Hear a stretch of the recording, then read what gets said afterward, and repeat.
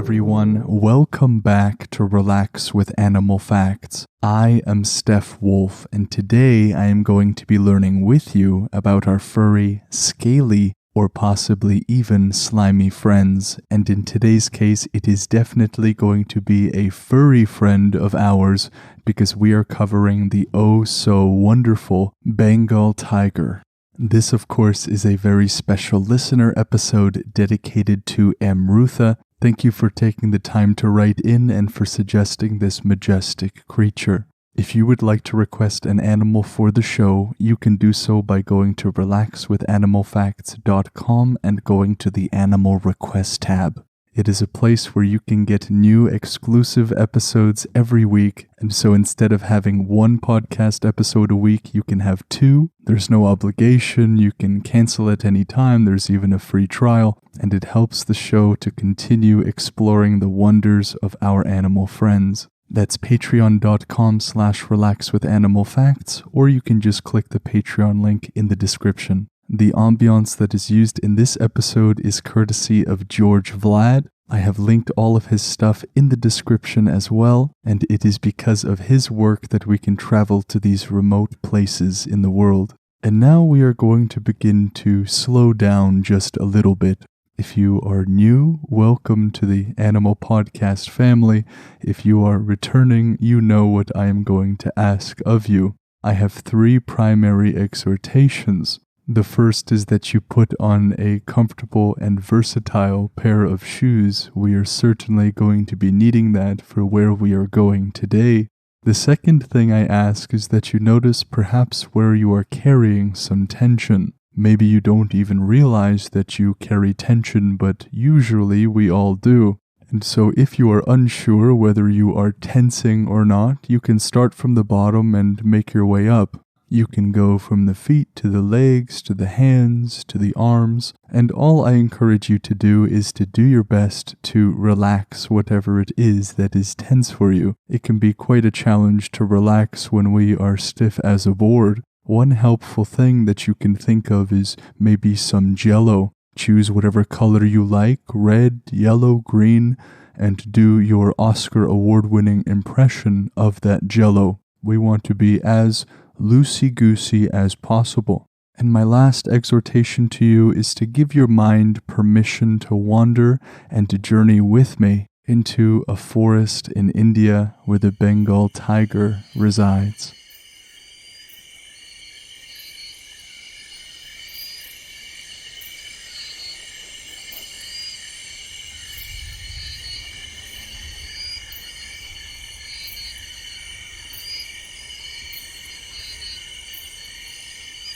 We have made our way back to these lush forests in India. We have been here before, and I am glad that we are here again. Oh, how musical is the nature around us. And here in this forest, it seems as though everybody is joining in. The wind uses the trees as some kind of wind instrument, the swaying of the tall grass and the insects chirping. It is simply breathtaking. We are here looking for the Bengal tiger, but if we were to use their scientific name, it is Panthera tigris. As is almost always the case, this is coming from Latin and Greek roots. The word Panthera is actually 2 words in the Greek, pan and thera, which when combined means something like all beasts or every beast. I suppose that in the Mediterranean around that time, there were many large beasts, as they call them, and they were lions and tigers. And so this might speak to the fact that lions and tigers and pumas and jaguars, they all look pretty similar as beasts, and so classifying them under this all-beast distinction, I think, is reasonable. The word tigris is just the ancient Greek form of tiger, and so their scientific name would mean all-beast tiger. I am not entirely sure why this tiger has 2 tigresses in its scientific name. Is this the most tigery tiger of them all? I am not entirely sure. but they are indeed, like other tigers, mammals. They are carnivorous in their diet. This means that they eat almost exclusively animal material. They will live from between 8 to 10 years of age in the wild, living slightly more in captivity, as is common among many animals. If they were to come up on their forelimbs, they would be from between 5 to 6 feet tall, with their tail adding another 2 to 3 feet in length. For those of you that prefer centimeters, that is 152 centimeters to 182 centimeters in terms of their length, and their tail will be between 60 to 91 centimeters long. They will weigh from between 240 to 500 pounds, 108 to 227 kilograms on average. As we have previously learned, tigers are the largest members of the cat family.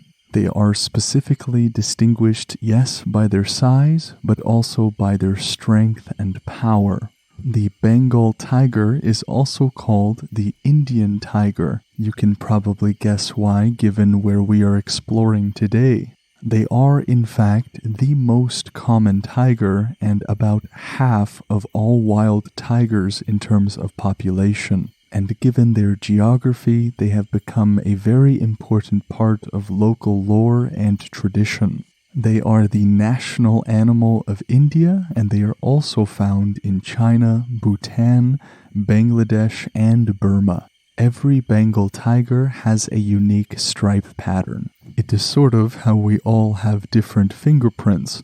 Of course, there have been documented cases in which the fingerprint will actually be the same between two people, but it is extraordinarily rare. And that is the case with the Bengal tiger as well. Their color will be between a light orange to a yellow, and their stripes will be between black and dark brown. I would journey to guess that most of us, when we imagine a tiger, and maybe even a Bengal tiger, we imagine them to have that very light orange color and black stripes, but they can be a more yellowish color and have dark brown stripes. There are also Bengal tigers that are white. There are other white tigers that are not part of the Bengal tiger species. They will typically have blue eyes, but the Bengal tiger has yellow ones instead. Perhaps being a bit more specific, they have yellow irises. As is common among many species, the female Bengal tigers will be smaller than the males. These tigers are nocturnal, meaning they are awake mostly during the night time, and during this time they will be trying to hunt buffalo, wild pigs, deer, and other large mammals. Depending on the environment, these tigers can use their distinctive coats as camouflage. And just like many other big cats, their efficiency as hunters does not come from their endurance. These are not animals that are desiring long chases through the forest for miles and miles. They are ambush predators. They wait for their prey to get close, or they will sneak a little bit of a distance to get within pouncing range, and then they let off in an explosive movement to take down their prey. If you look at a Bengal tiger, or if you picture one in your mind right now, you can see how these big cats are built like a spring. Their hind legs, once they are locked into place and ready to pounce, will send the tiger at an incredible speed, and if they desire to do so, at an incredible height as well. When they are running at full speed, they can jump nearly half of a bowling lane. We are talking about 25 feet of distance, and if they wanted to jump just completely vertically up in the air, they can jump up to 16 feet. And so, if the Bengal tiger wanted to, it could jump on top of an elephant's head with ease. They can also run at speeds of over 35 to 40 miles per hour, which is around 55 to 65 kilometers an hour. But again, keep in mind that they can only do so for fairly short distances. These are not wolves that will just run and run and run. They are built for ambush. Now, all of these things make them a very fearsome predator, and there are many who fear the tiger specifically because of some of their reputation in sometimes hunting people. Now, of course, I think a little bit of fear of a tiger is a healthy thing, but an important note is that most tigers avoid humans. They do not actually want much contact with them. Let's say they do not have as much of their natural habitat anymore, or they do not have much to eat when they are sick or starved and unable to hunt as they normally would, or their prey, which was their main meal, is not there anymore. These are the conditions of the tigers that typically attack people. But in general, they tend to want nothing to do with us. And I, for one, looking at the compact power of these tigers, am quite happy about that.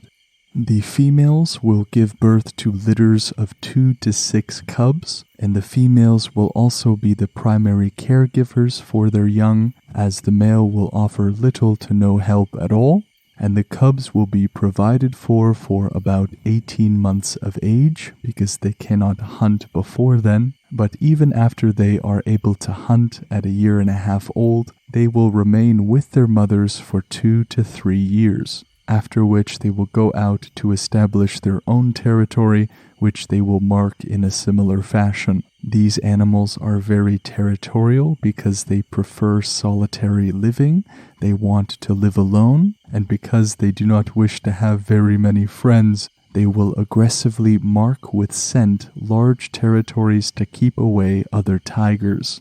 They will mark their territory in the same way that our dogs do. These tigers have very strong teeth and long as well, from between 7.5 to 10 centimeters, meaning up to 4 inches. They anatomically have no issue being fearsome predators. And with these exceptionally long and strong teeth, they will of course use it to hunt. And once they do get prey, they can eat up to 90 pounds, about 40 kilograms of meat in one single eating session. Because they can get so much energy and eat so much in one session of hunting, they are very dedicated hunters. So remember that they are hunting during the nighttime, and if they are chasing their prey in the nighttime and it hops up into a tree, even though they are not amazing climbers, they will in fact climb trees to get their prey. And if they so choose, they are so strong that they can pull a bison by themselves. Although they are not amazing climbers, they are, of course, very fast runners and good swimmers. There are plenty of videos online of Bengal tigers swimming, and it is quite a sight. If they are hunting during the nighttime and they get injured for whatever reason, you would be able to see them licking themselves a lot, and that is because their saliva has an antiseptic property. Antiseptic is a sciencey term that just means it is a substance that slows down or stops the growth of microorganisms. In the wild, there is always a chance of infection. It can stop the infection from happening, and it can also stop the bleeding. And now let us move on to the name of the animal. What does its name mean, or where does it come from? We are going to focus on Bengal rather than tiger because we already covered that. So Bengal is a region in South Asia, and it is named for its people, and it is said to have originated from Banga, the name of a founding chief. And it is attested in Europe as far back as Marco Polo in the year 1298, who wrote of Bengala. And so this word is attested as far back as the 13th century. That is awesome. This review was written by Harris F., who is writing all the way from Great Britain. And great it is indeed. And Harris writes, I once saved a bumblebee from starvation by taking it home on the front of a water pistol and putting it on our flowers. I also live in Scotland. Love the podcast. It helps me sleep. It has also helped me relax when I had a sore tooth. Thank you, Harris, for this wonderful review. It is awesome that you got the assist on the pollination of that flower. You alley-ooped that bumblebee onto its desired target. That's pretty cool. I'm so happy that you love the podcast, Harris, and I'm so happy that you're a part of it as well. And you also get bonus points as someone who lives in Scotland, my historically favorite country. If you love the show and want to help it get better for you and for everyone else, leaving a review is one of the biggest things you can do. It only takes a moment or two and provides some vital feedback and growth to the show.